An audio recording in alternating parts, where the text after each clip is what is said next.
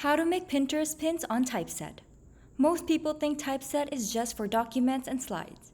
But did you know you can also design beautiful Pinterest pins with it?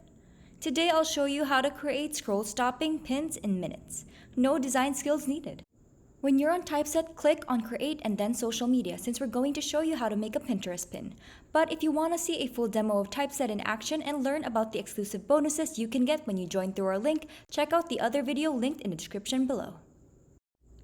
On Typeset, when I create Pinterest pins, I find that it's so much easier to start with a blank document. The first thing I do is type in the title of my Pinterest pin, and then you can select from all the ready-made themes that Typeset has created for us. A library of different color combinations and font combinations. Choose what speaks to you most.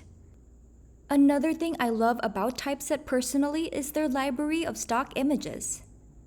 You can choose from so many different photos and you can even select right then and there different layouts.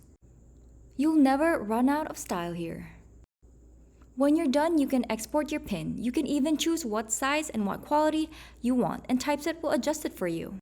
And that is it, guys. Design Pinterest pins that actually get clicks with Typeset. Link in the description below.